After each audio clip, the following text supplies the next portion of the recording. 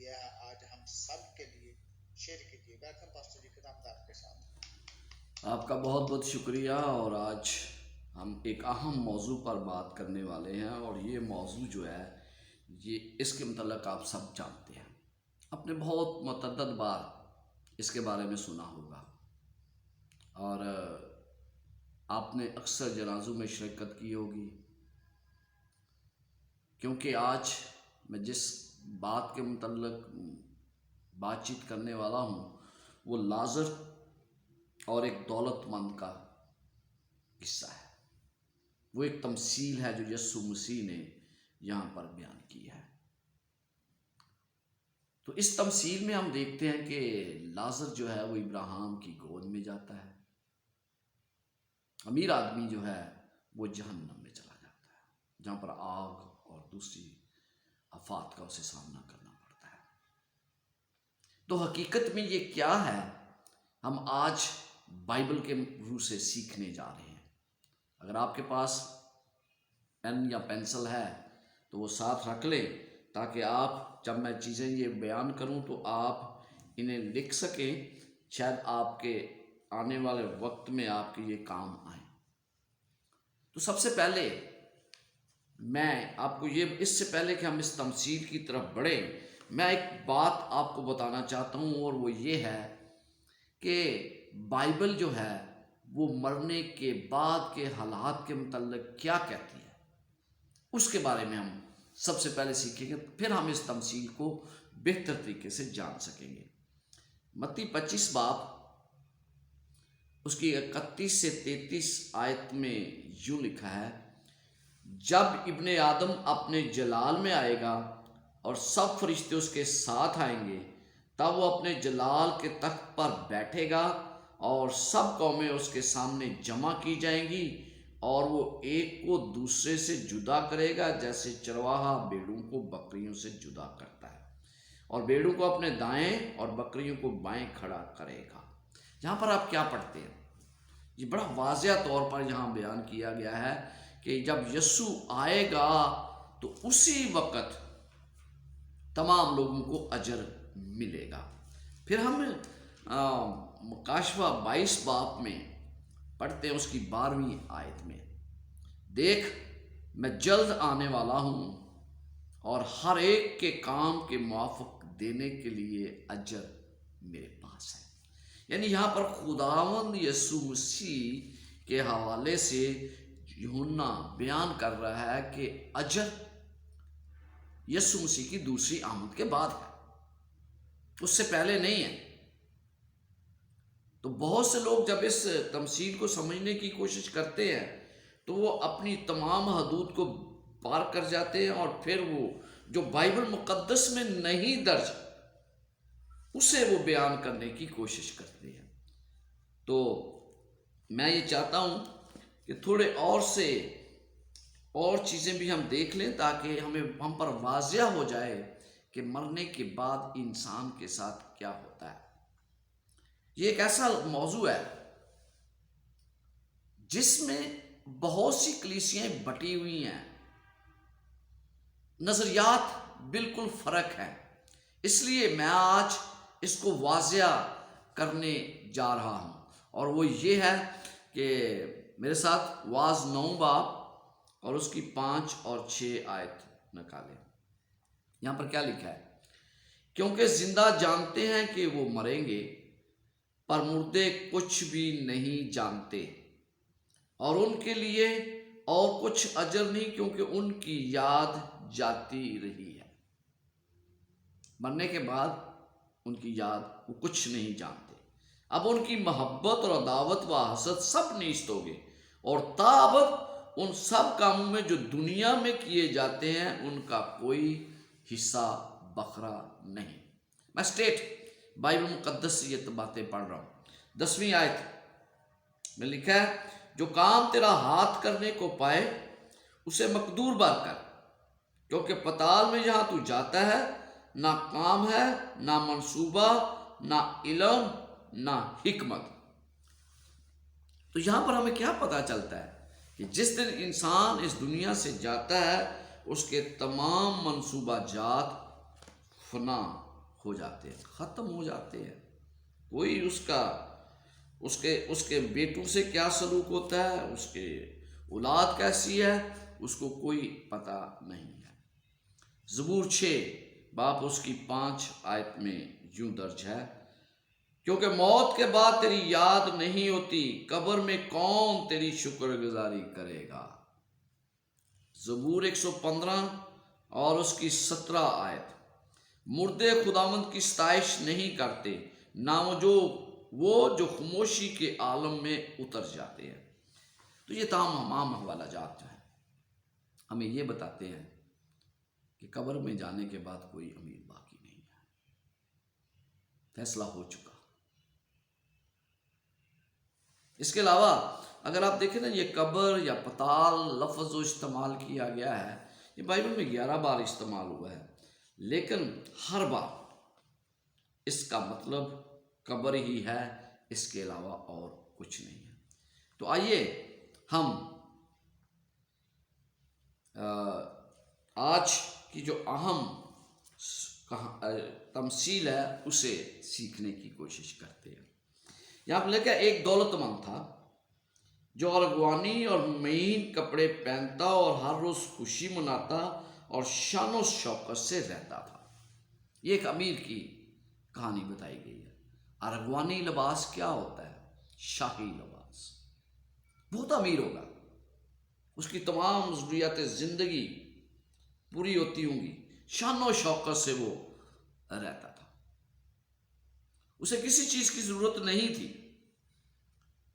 بہت سے لوگ اس واقعے کو جو بیان یسوع مسیح نے کیا ہے عملی طور پر دیکھتے ہیں. یہ کہتا ہے نہیں، یہ واقعہ سچا واقعہ، اور واقعی لازر جو ہے وہ ابراہیم کی گود میں پہنچا ہے.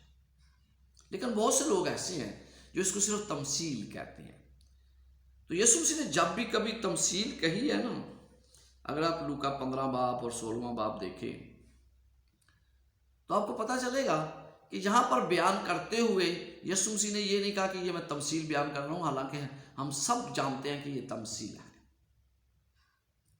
اس کے علاوہ پرانے عہد نامے میں بھی کچھ ایسی چیزیں ہیں جہاں پر بیان کرتے ہوئے یسوع مسیح نے یہ نہیں کہا کہ یہ تمثیل ہے.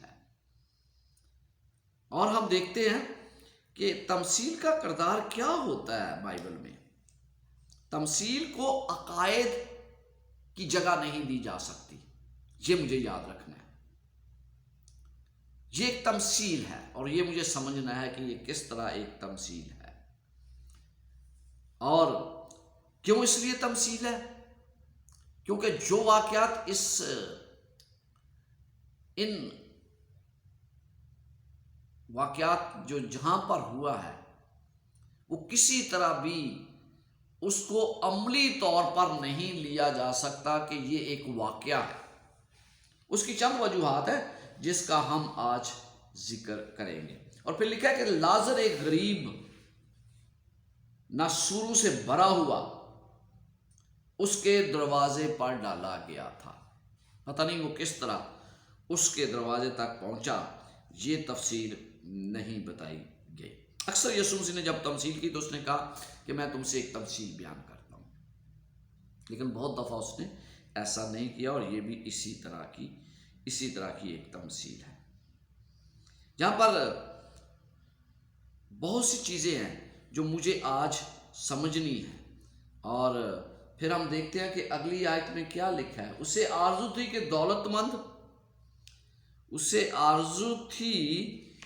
دولت مند کی میز سے گرے ہوئے ٹکڑوں سے اپنا پیٹ بھرے، بلکہ کتے بھی آ کر اس کے نسور چاٹتے تھے.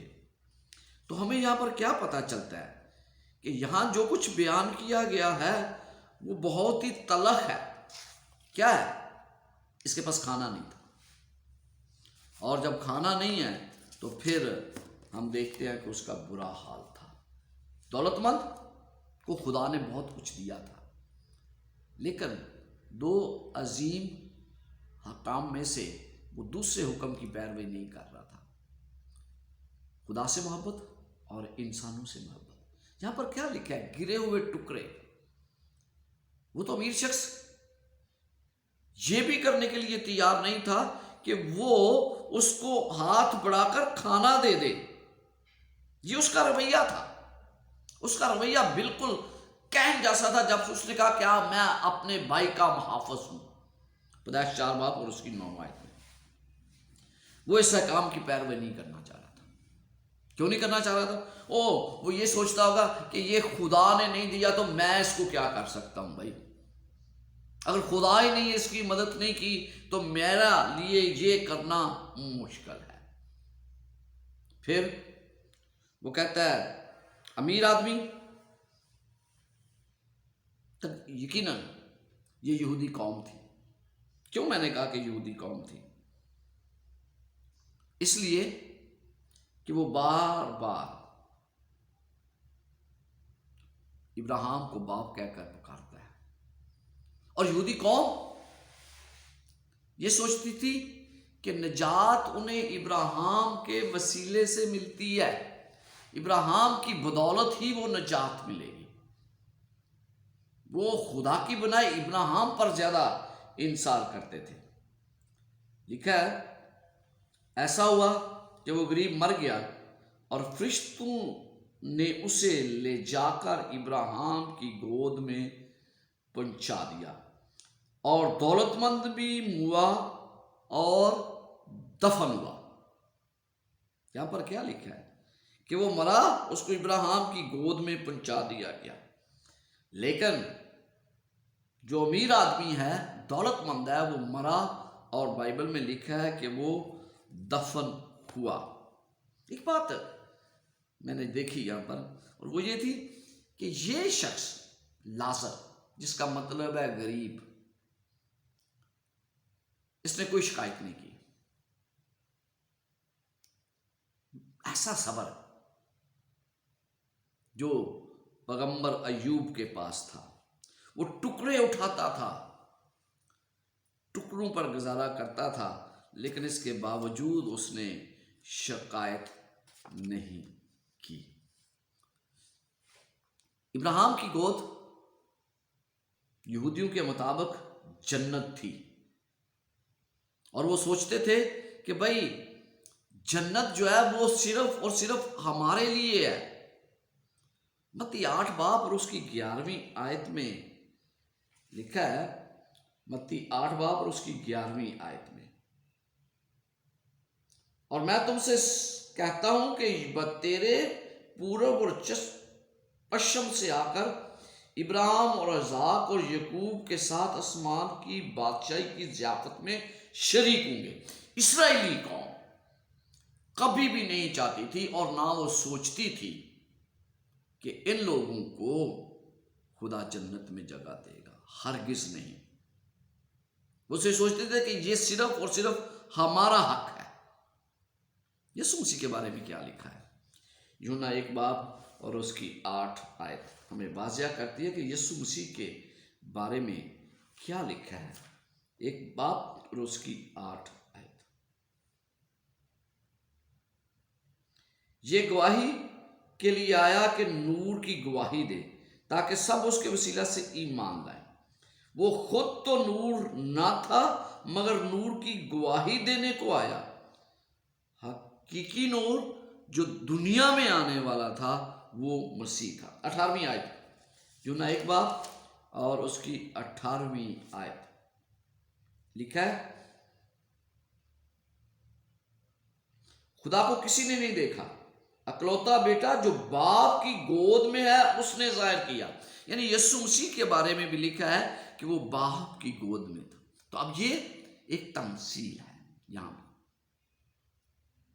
اور پھر ہم بار بار ان چیزوں کا ذکر پڑھتے ہیں بائبل مقدس میں, اور میں یہ چاہتا ہوں کہ ان تمام چیزوں کو آج ہم اچھی طرح دیکھ لیں تاکہ ہمیں کسی طرح کا شک نہ رہے. یوحنا 8 باب اس کی 39 اور 40 آیت میں یوں لکھا ہے انہوں نے جواب میں اس سے کہا ہمارا باپ تو ابراہیم ہے. یسوع نے ان سے کہا اگر تم ابراہیم کے فرزند ہوتے تو ابراہیم کیسے کام کرتے جہاں پر بھی آپ دیکھتے ہیں کہ وہ بار بار ابراہیم کا ذکر کرتے ہیں. وہ یہ سوچتے ہیں کہ ابراہیم کے علاوہ جو اہمیت ابراہیم کو ہے کسی اور کو نہیں ہے. میں اسی لیے کہہ رہا تھا کہ وہ سوچتے تھے کہ ان کا نجات جو ہے وہ ابراہیم کی وجہ سے. 56 آیت میں لکھا ہے تمہارا باپ ابراہیم میرا دن دیکھنے کے لیے کی امید پر بہت خوش تھا. یہاں پر بھی یسوع مسیح کیا کہتے ہیں؟ تمہارا باپ ابراہیم. تو جب ہم ان تمام باتوں کو دیکھ رہے ہیں کہ ابراہیم کی گود میں پہنچا ہو، یہ تو ان کے لیے ماننا ناممکن تھا. کس طرح ایک غیر قوم کا شخص جنت میں جا سکتا ہے؟ یہ ایسا نہیں ہو سکتا تھا ان کے نزدیک. کسی اور قوم کے فرد کے لیے جگہ نہیں تھی. اور لکھا ہے اس نے عالم رواح کے درمیان عذاب میں مبتلا ہو کر اپنی آنکھیں اٹھائیں اور ابراہیم کو دور سے دیکھا اور اس کی گود میں لازر کو. اور اس نے پکار کر کہا اے باپ ابراہیم مجھ پر رحم کر کے لازر کو بھیج کہ اپنی انگلی کا سرا پانی میں بھگو کر میری زبان تر کرے کیونکہ میں اس آگ میں تڑپتا ہوں. یہاں پر 2 باتیں مجھے آپ سے کرنی ہے. پہلی بات تو یہ کہ یہاں جو چیز بتائی گئی ہے نا، وہ بتایا گیا کہ اتنا نزدیک جنت اور جہنم کہ آواز سنی جا سکتی ہے. آواز سنی نا یہاں پر، اور پھر سوال جواب بھی ہوا. یہ کیسے ہو سکتا ہے؟ ایک ماں جس کا نافرمان بیٹا ہو جہنم میں ہو اور ماں جنت میں ہو، اس کی آواز کو سن سکتی ہو، اس کی اہو نالا کو سن سکتی ہو، تو کیا وہ سکون کی زندگی گزار سکے گی؟ ہرگز نہیں. اس کے لیے جنت بھی جہنم بن جائے گی. تو یسوع مسیح نے کہا میں تمہارے آنسو پونچھ دوں گا. تو اس کے آنسو کون پونچھے گا پھر؟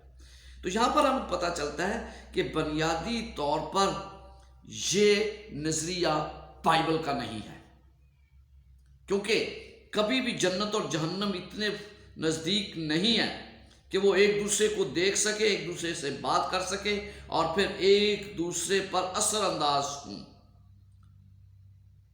موت کے بعد جسم قبر میں ہے، جیسے میں نے ان حوالہ جات سے آپ کو بتایا. اور پھر یہاں پر ذکر ہے کہ انگلی دبو کر میرے ہونٹوں کو لگائے تاکہ میں کیونکہ آگ میں تڑپتا ہوں. کوئی بھی اپنے عزیز کو، ایک ماں تو ماں ہے، کوئی بھی اپنے عزیز کو آگ میں تڑپتا ہوا دیکھ کر جنت میں خوش نہیں رہ سکتا. دیکھیں یہاں بھی وہ ابراہیم کو پکارتا ہے. امیر آدمی ابراہیم کو پکارتا ہے. 25 آیت میں لکھ رہا ہے ابراہیم نے کہا بیٹا یاد کر کے تو نے اپنی زندگی میں اپنی اچھی چیزیں لے چکا اور اس طرح لازر بری چیزیں، لیکن اب وہ یہاں تسلی پاتا ہے اور تو تڑپتا ہے. امیر اور غریب کا جنت میں سوال نہیں ہے. یہاں پر جو بیان کیا گیا ہے کہ امیر ہونے کے ناطے تو جہنم میں نہیں گیا. اس کا کردار کیا تھا یہ مجھے جاننا ہے. اس کا کردار ایک خدا کے لوگوں کی طرح نہیں تھا، مسیح کی طرح نہیں تھا. مسیح کو مانتا تھا، اس نے تمام کچھ اپنے پاس رکھا، دوسروں کو نہیں بانٹا.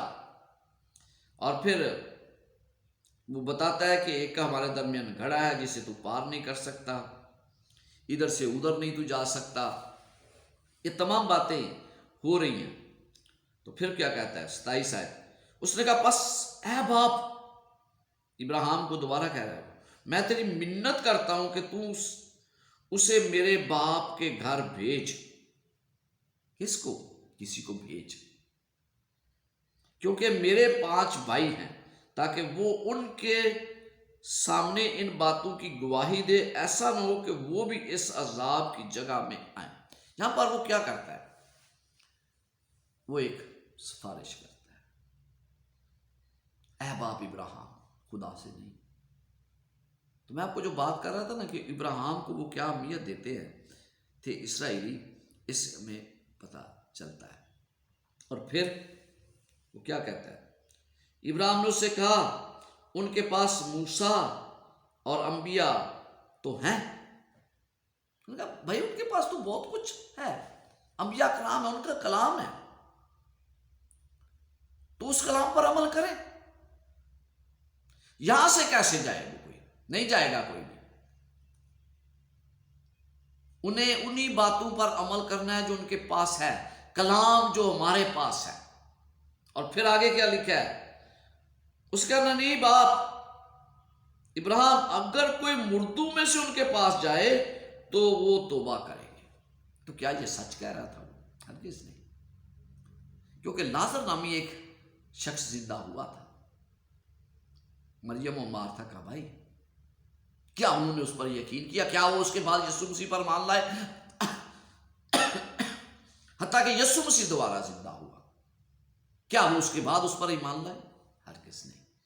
تو وہ آگے یہی کہتا ہے، اس نے اس سے کہا کہ جب وہ موسیٰ اور نبیوں ہی کی نہیں سنتے تو اگر مردوں میں سے کوئی جی اٹھے تو اس کی بھی نہ مانیں گے۔